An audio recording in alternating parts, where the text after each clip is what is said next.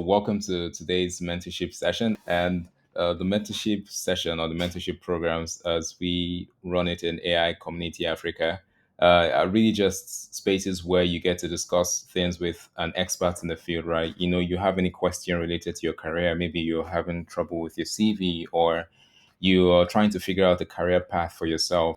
This is a particular place to answer those questions. And we're really, really excited to welcome Ese to today's call. Fundamentally, Ese is a senior data scientist at IBM. We actually recently recorded a podcast with him. That's going to be coming up pretty soon in our season 2 of the African Data Scientist. And it was quite an interesting conversation, ranging from how Ese got to IBM and in IBM from Port Harcourt, University of Port Harcourt, switched careers from like software engineering into data science.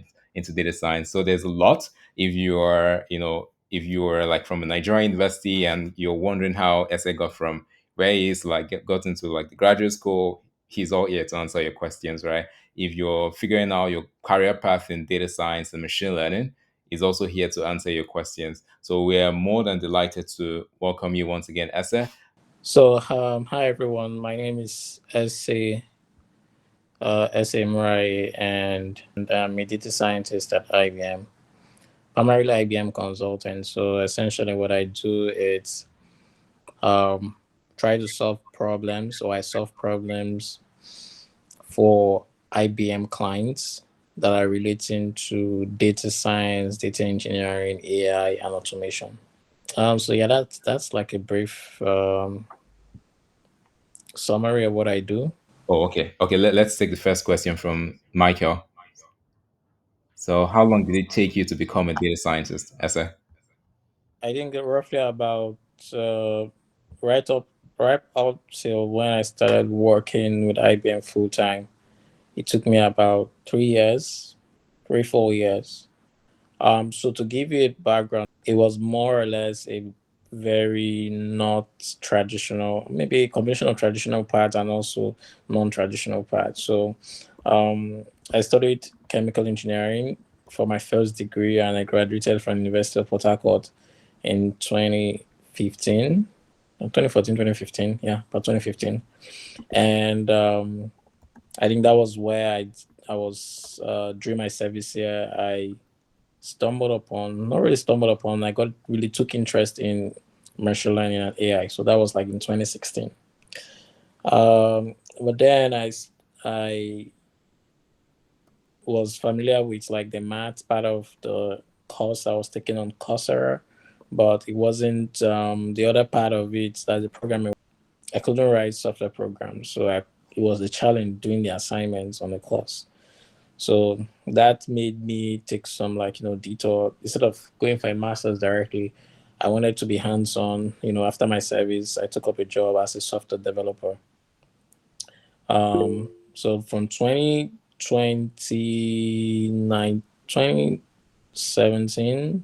early 2017 through 2018, I worked primarily as a software engineer in Akwa Ibom. And it was in 2018 that I decided I wanted to go back to like AI data science. So um, even if I use a lot of things, software engineering principles right now because they're very important, my actual journey hands on data science started in 2018 when I kind of like left my job in Akwa Ibom to pursue like learnings in data science. And that saw me apply for grad school. I left Nigeria in 2019 to study data science after getting admission earlier that year. And I started on the fall, that's August 2019. Started off at George Washington University in DC.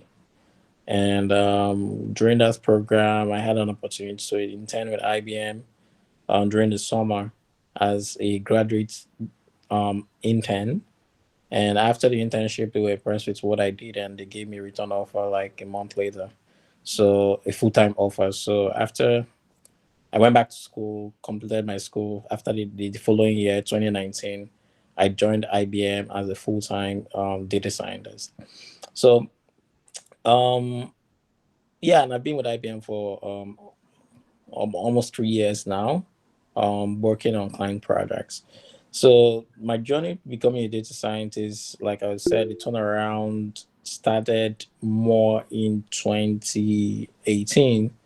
Even if I had to like go through, learning software engineering before moving into data science. Okay, I think there's also a follow-up question from Michael, and he mentioned, how did chemical engineering aid your journey in data science? Yeah, so primarily, it was the maths, right?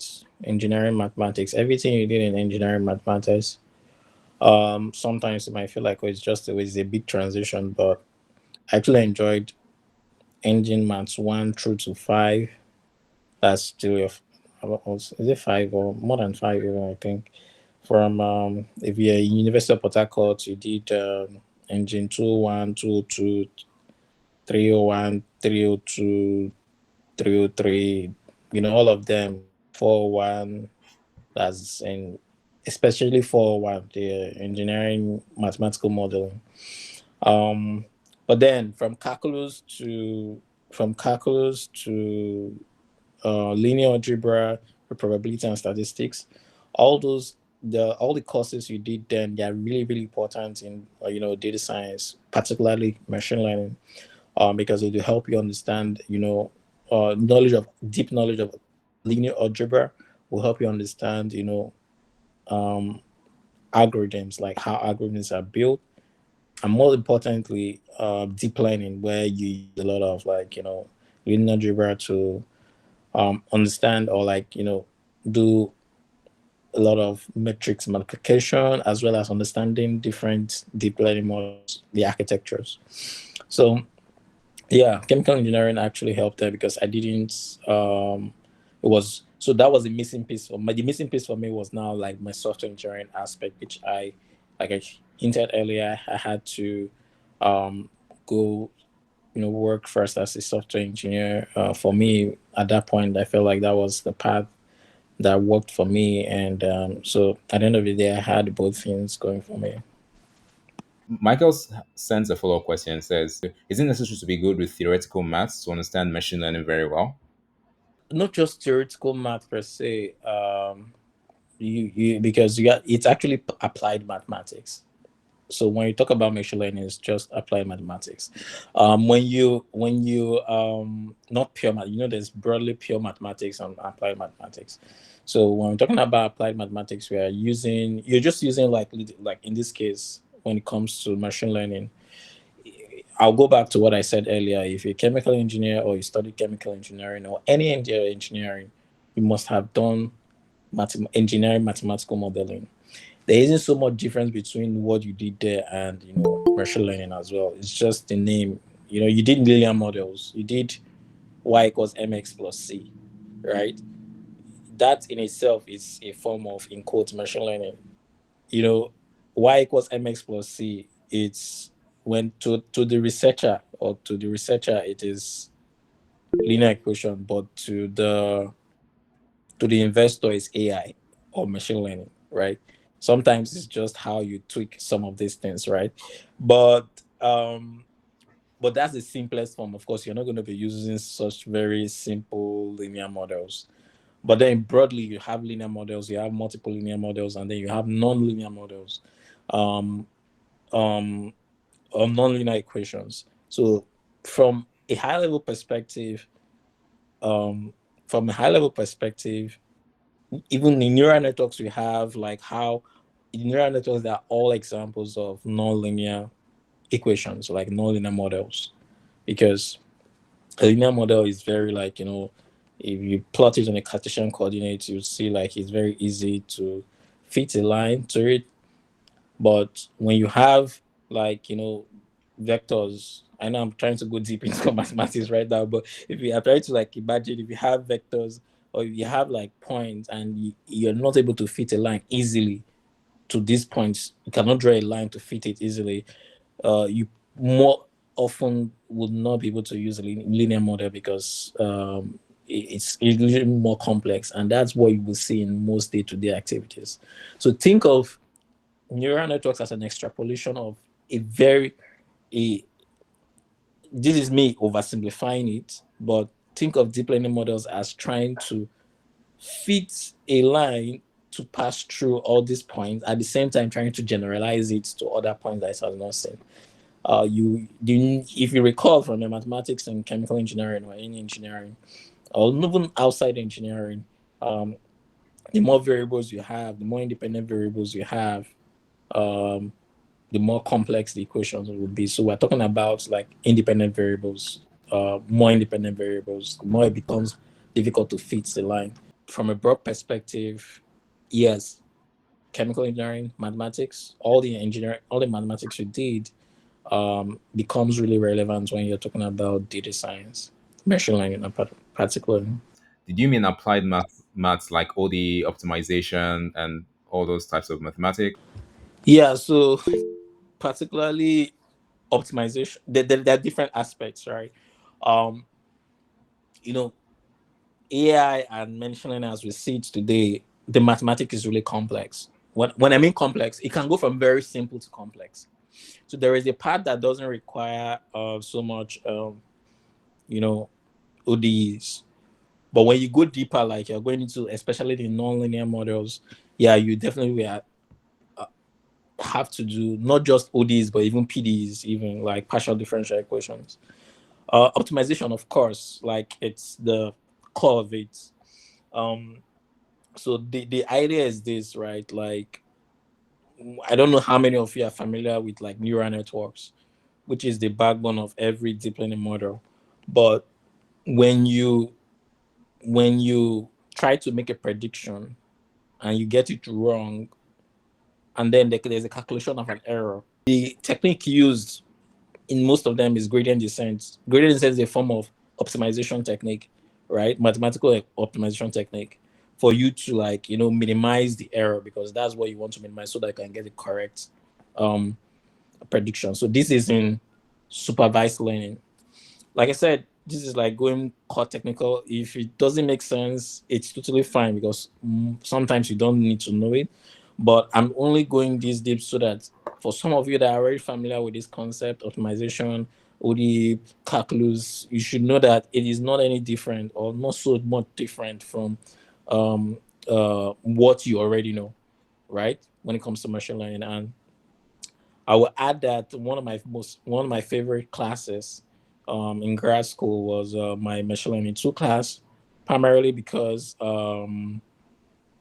it was so interesting. Like after a couple years, seeing some of the things I had learned, and it was very interesting. That I was like, I thought I had forgotten some of these things. So when my professor was like, "Oh, this," it was very easy for me to like pick them up, and I was like, "Oh yeah, I remember this. Oh, I remember this," and I had a very good professor that um he explained Taylor series in a way that I would never forget it, because I crammed Taylor series, or the concept of Taylor series, but he made me understand it from first principles. So point I'm trying to make is there isn't so much difference from what you know at this point to like if you really want to understand um, technical, like how the intuition, especially understanding the intuition of how these networks work, especially neural networks, deep learning in general.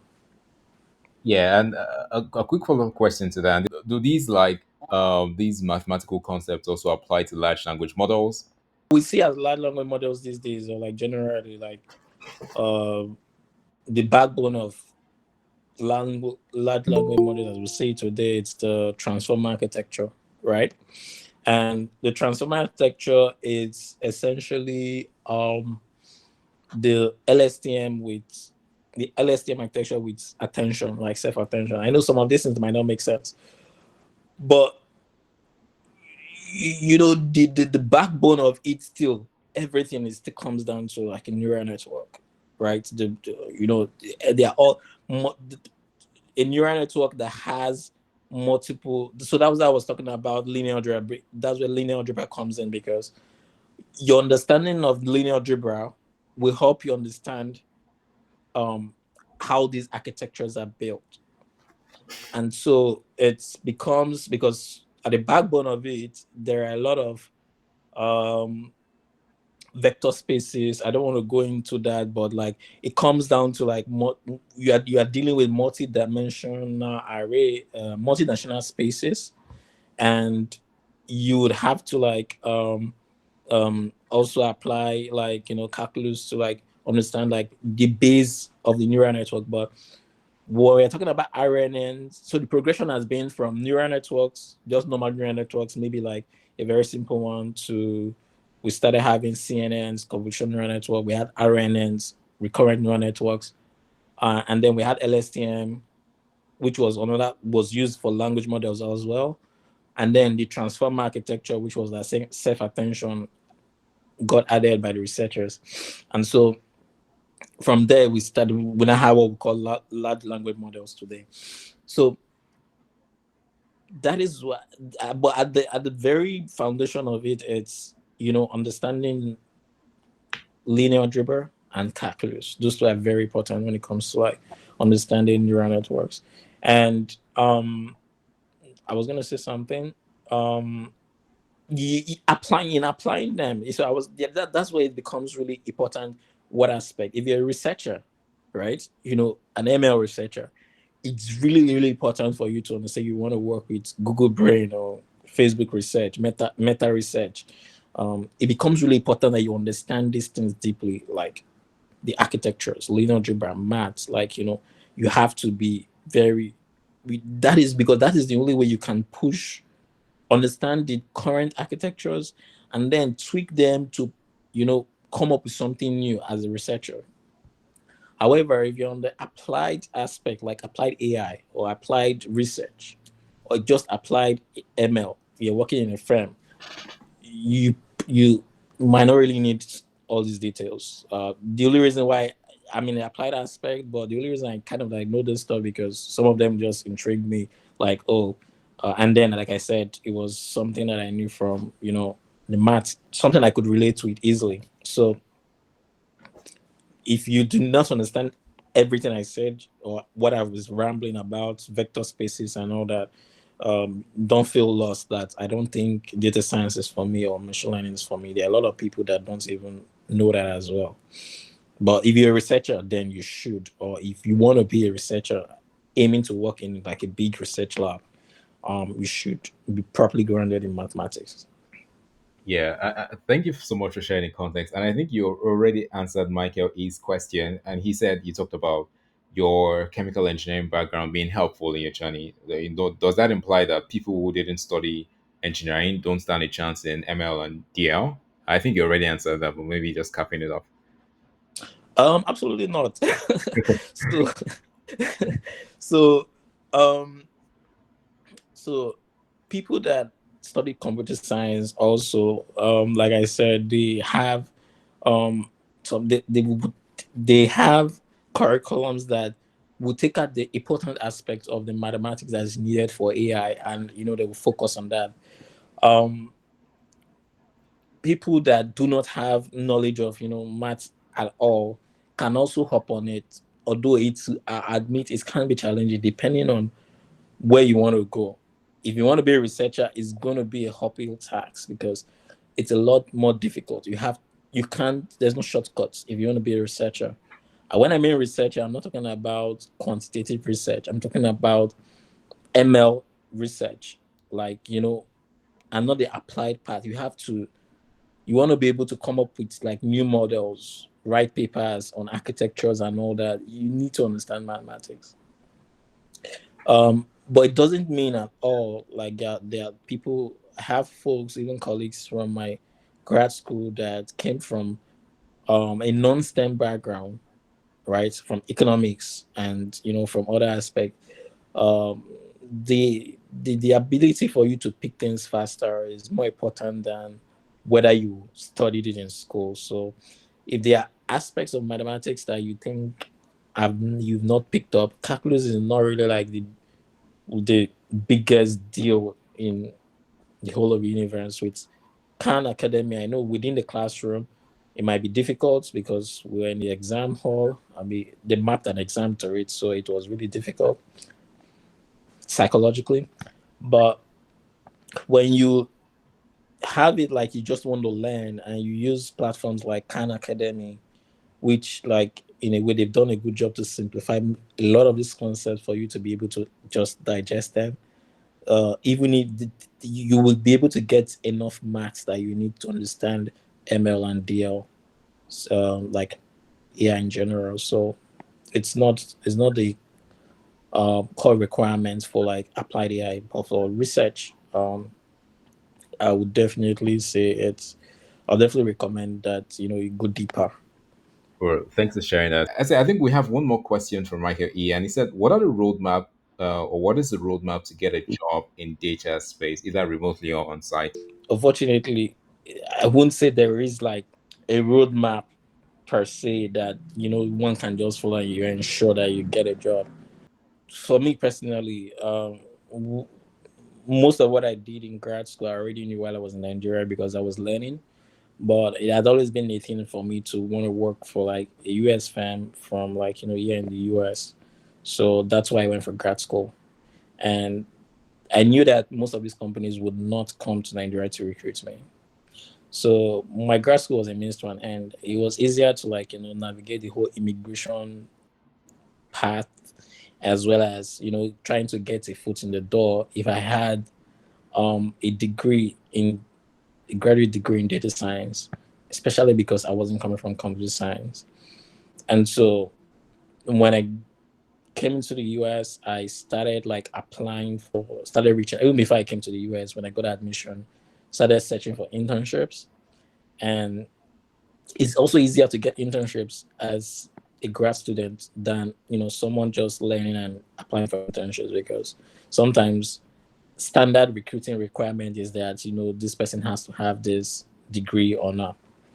And so I was fortunate to like, attend conferences, or one or two conferences that exposed me to like, how things work here in the US, and saw a couple young guys like me that were in conferences, that were working at Meta, at Apple, and interacting with them. I was like, these guys, they don't have two heads. I can do some, some of them I were like, oh, you should come intern with us even.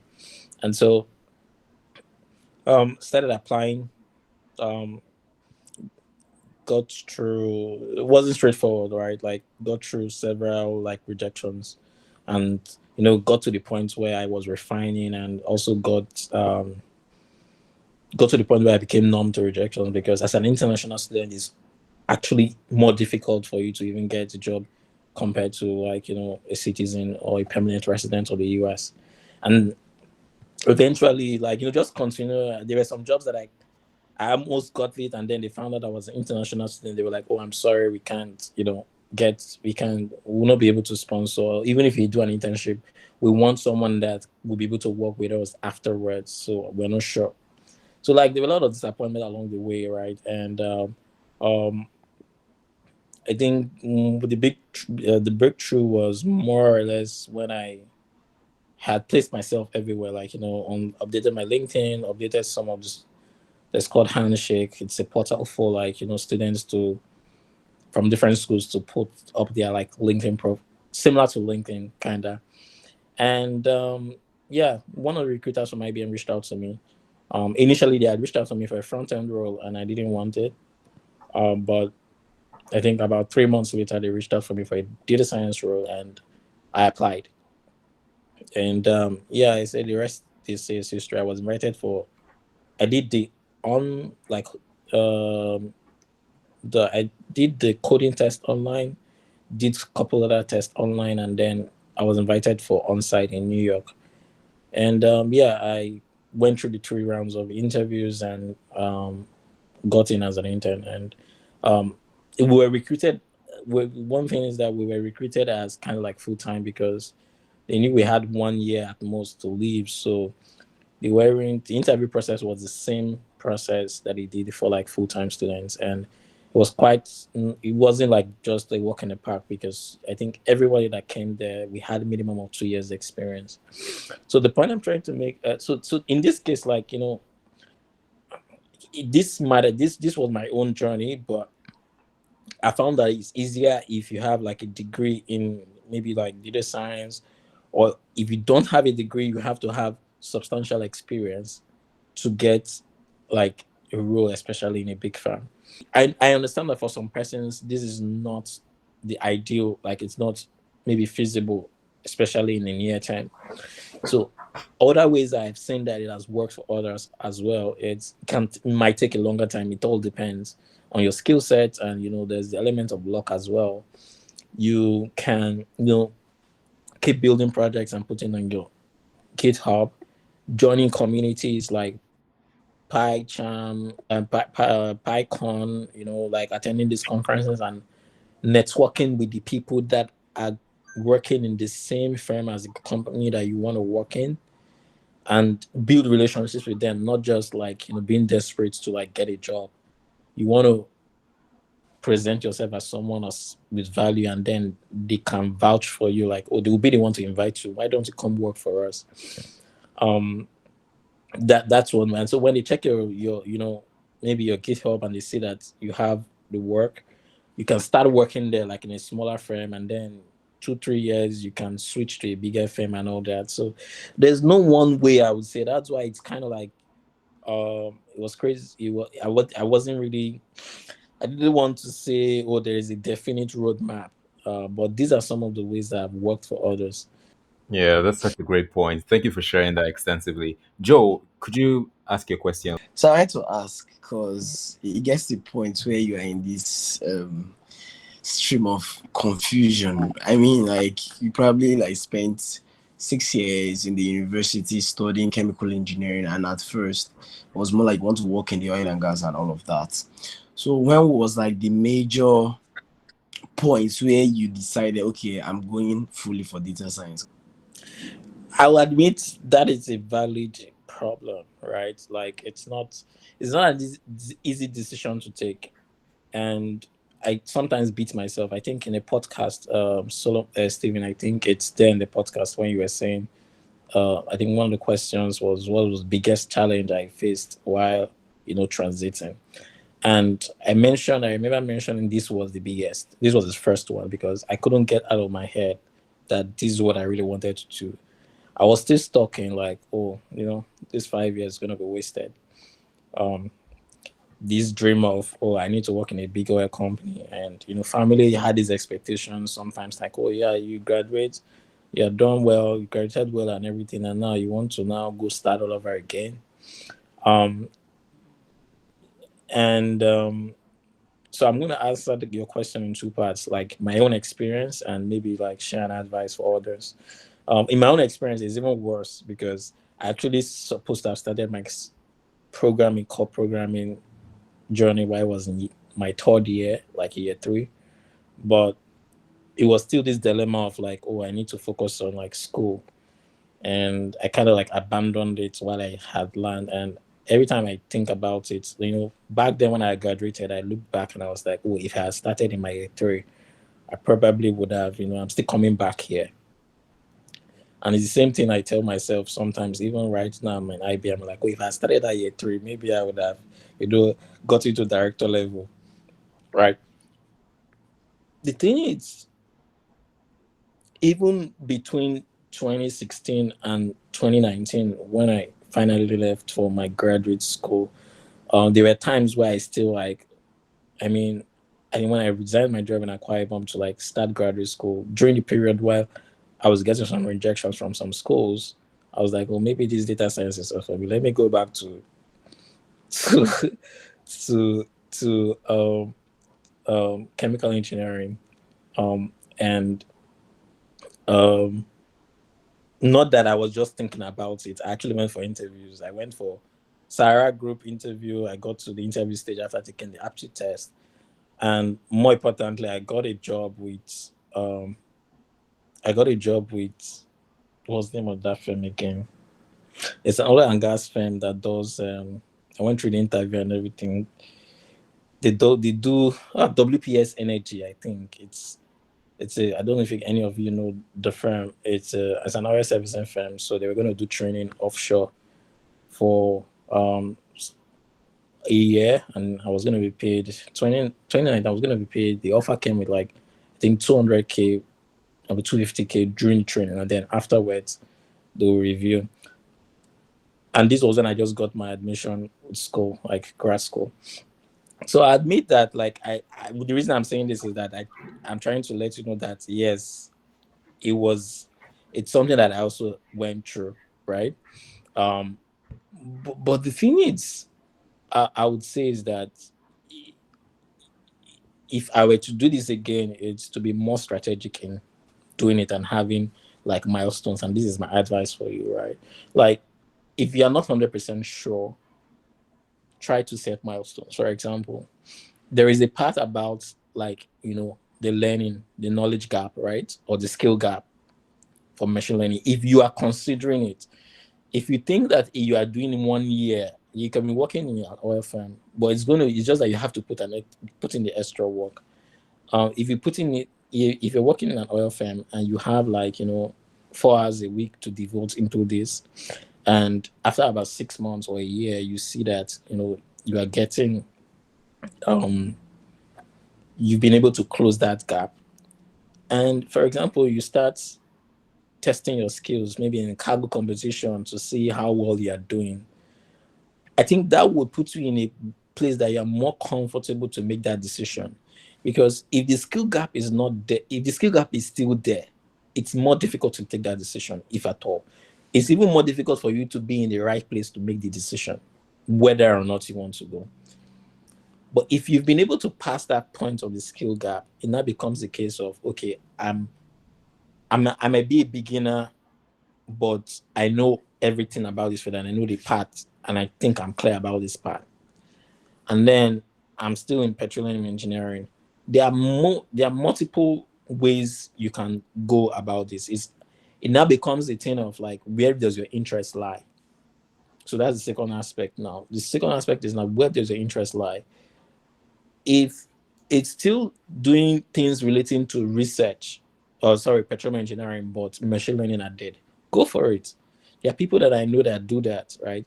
Um, these days, a lot of oil companies are looking towards digitalization and everything, trying to, like, digital transformation.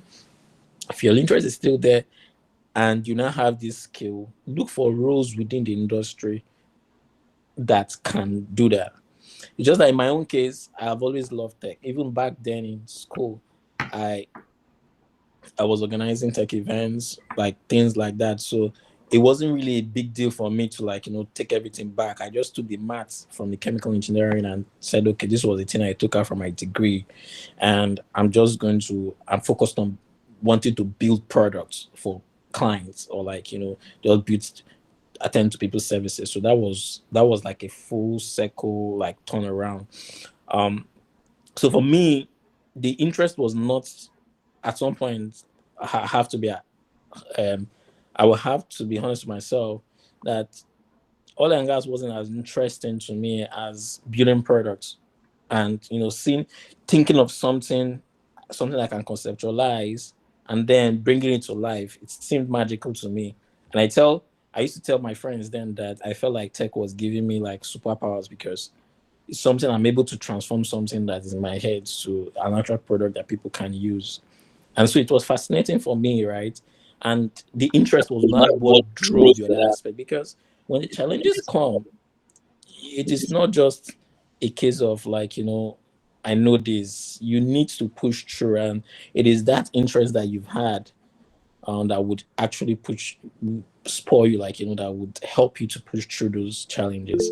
So the first thing, like, just to do a recap, the first thing is your skill gap, right? You have to be in the right place for you to be able to make the decision first, right? So, which I think you need to find a way to sacrifice time to attain some proficiency in ML, machine learning, or whatever.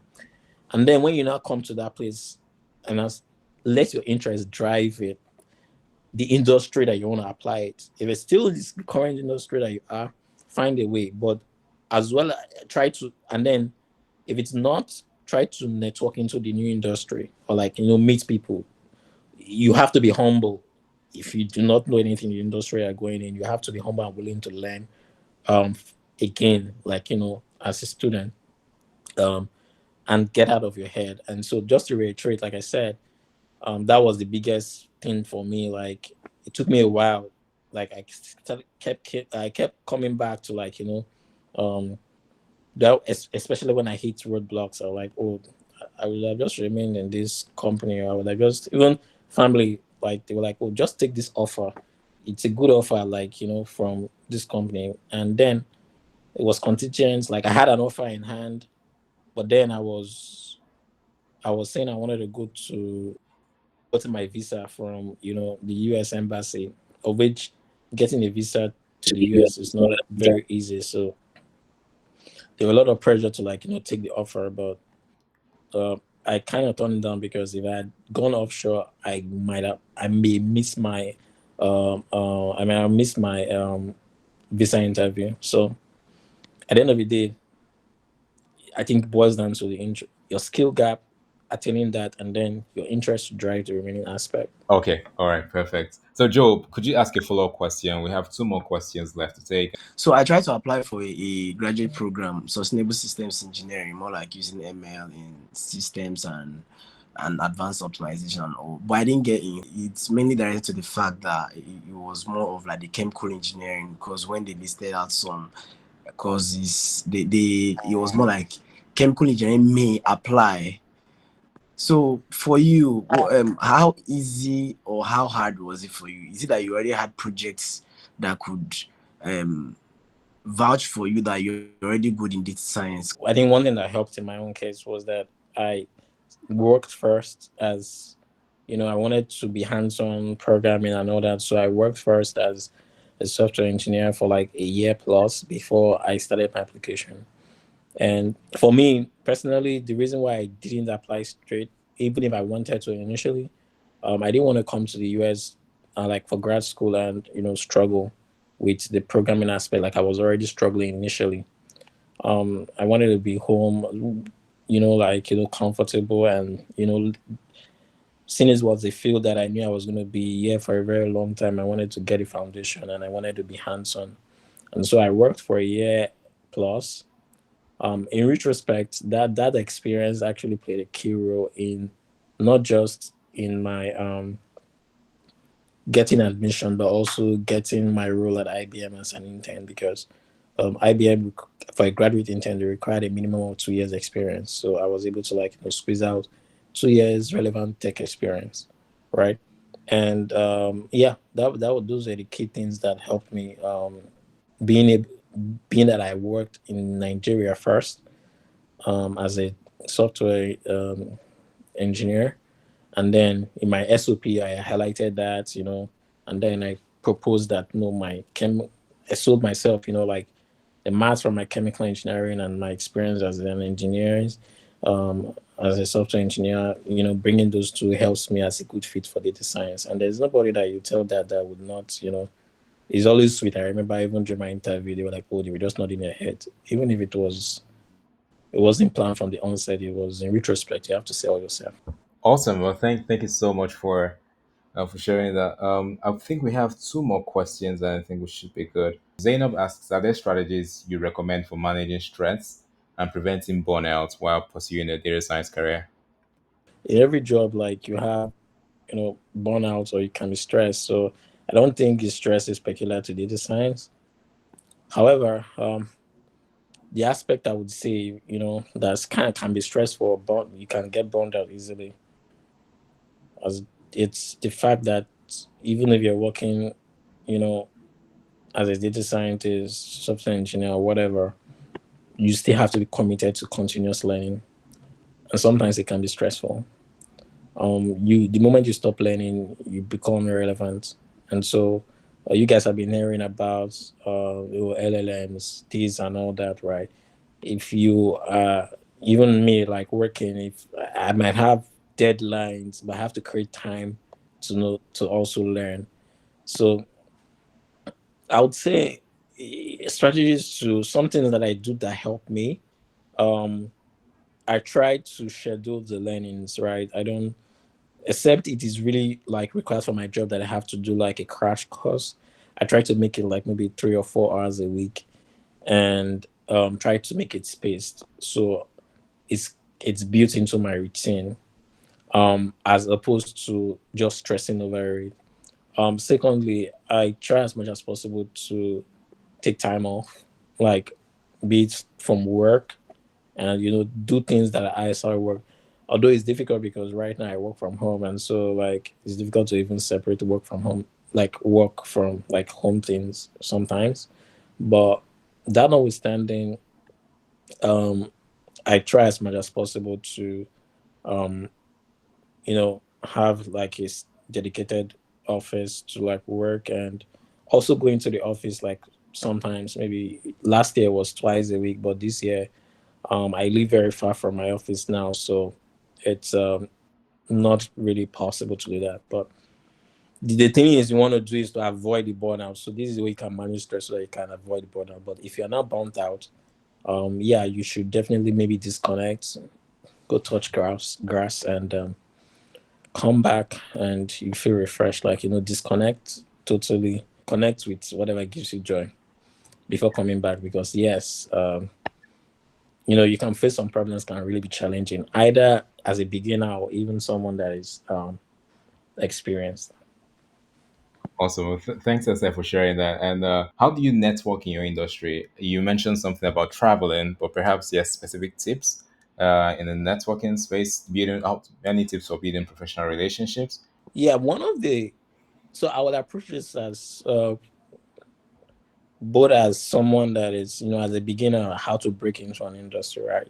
I'll answer from that perspective, and also from someone like, you're already there, how do you network to become higher? So if you're a beginner, like trying to break in an industry, conferences, not just any conference. I'm not talking about, yeah, it could be you want to place a lot of emphasis on the quality of the conference or the meetup, whatever, than just attending a number of conferences. And so, who are the people that will be coming to the conference? What can you do at the conference? Can you volunteer? And in volunteering, how can you put yourself out there that you're a person of value, right? And how can you connect with people at the conferences, by not just necessarily ensuring that you connect to like 100 persons, but if you can get five quality connections, talk to people, and you don't even need to like come with your resume. Just talk about things that you do. You could start off with, or my favorite way to start is try to understand what they do or what their day-to-day is, and try to see similarities between what they do and what and you can if there is if there's no similarity, it's totally fine. But if there is, it becomes easier for you to like talk about things that you do, and just make yourself interesting, and someone of value. And towards the end of the call, you can talk, you can maybe ask for opportunities at your firm and all that, but you need to build a rapport before asking for, oh, do you have openings, or can you keep me in the loop if there are openings? I find that to be more productive and more effective than just going and handing out resumes as most people would do. And from the aspect of a career professional, you need people within your organization that will speak for you while you are not there. And so while you work, make sure your work is visible. I'm not talking about being like someone that takes credit for other people's work, but whenever you do something, ensure that the people up there are seeing it, and try to make sure that your personal brand tells that you are someone that is competent and can get the job done. Um, and have one or two mentors within the firm that can speak for you, especially within senior leadership. So in cases of like when things come up, when your name is mentioned in the room, when two, three persons are saying the same thing about you, and then there's the third person that doesn't even know you, it's easier for them to like, pick up that, oh, this is the person they're referring to. If the same person is saying the same thing, it means that this person you know, this person is really good, or this person it can do the job. So those are the two perspectives I would say as an early professional, as well as as an experienced professional. Perfect. And final question from Manny. Please mention a few projects in data science that could sell you to a potential employee. Most companies are more impressed with projects that you come up with, like you're able to think of, conceptualize, and then move from the ideation to building it out. Sometimes not even the techniques that you've used, but how you approach the solution. What did your thought process? Why did you use this and why did you use that? One thing I would say is doing a generic project like predicting house prices. That will not get you this step. Will not get you the foot at the door. Something that is very generic, something that is already on cargo. Because when they apply for, maybe they have 10 resumes, there's a likelihood that 8% of the people already have that project on their resume. So what makes you stand out? These are the questions you'll be asking yourself. So it's good to learn with those projects, just you learning yourself. But talking about portfolio as a data scientist, you want to think about projects that you've come up with, and um it could be something public. I've seen people do things around things. It could be an analysis like dashboard about something that just happened. I don't know what I would say happened recently that can be an example that something that will relate. You could even do research about the company and do something that would interest them.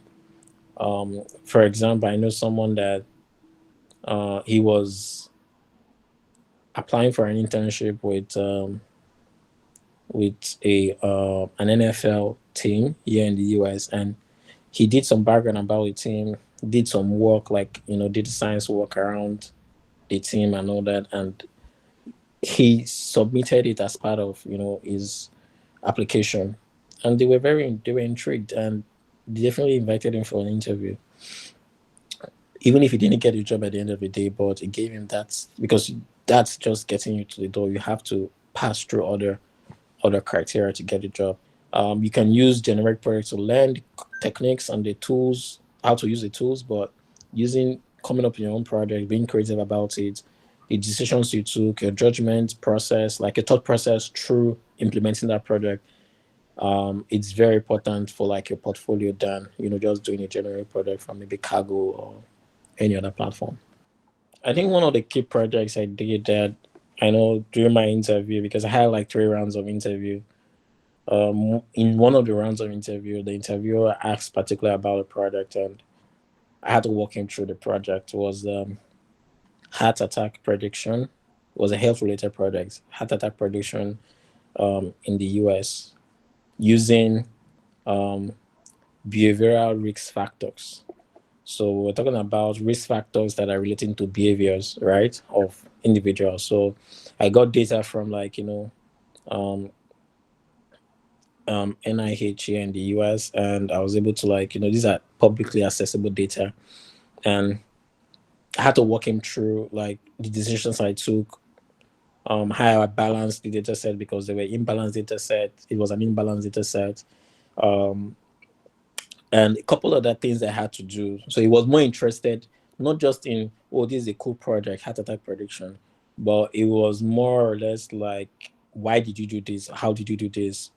Okay, what models do you use? So we started from exploratory data analysis, like the problem definition, exploratory data analysis, model selection, model building, evaluation, and conclusion. So yeah, like I said, if you can pick a really good project, it can really become like a good um asset for you if you actually did it by yourself and you understand why you did what you did. There was another face mask detector. So during COVID, that was a group project. I worked with 2 other persons. We built a face mask detector using data from was I've forgotten the image site, but they had people that already masked labeled max data and all that. So we built a model to predict. Myself and 2 other colleagues built a model to predict if someone is wearing a face mask correctly, or if it's wearing a face mask correctly, not wearing at all, and if the person is wearing. So there are 3 categories. It was a multi-class classification.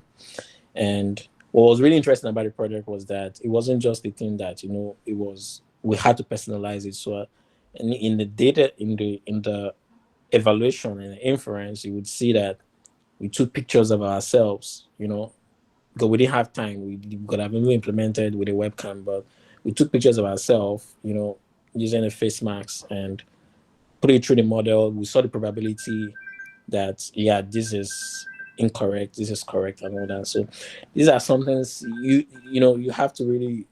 These are some of the projects that I said that I've worked on. Well, thank you so much, Esther. It's been lovely having you on this call. So thank you so much. If you want to learn more about Esther, I linked to his LinkedIn. We linked to his LinkedIn and Twitter in the chat. We'll also link to it in the show notes on YouTube as well. So you could check those out as well as in our blog. And we also have a podcast coming on season 2 of the African Data Scientist. So you can listen to a lot more Esther there and over again. So thank you so much once again. Have a lovely night, have a lovely afternoon and morning, wherever you're calling from. Take care.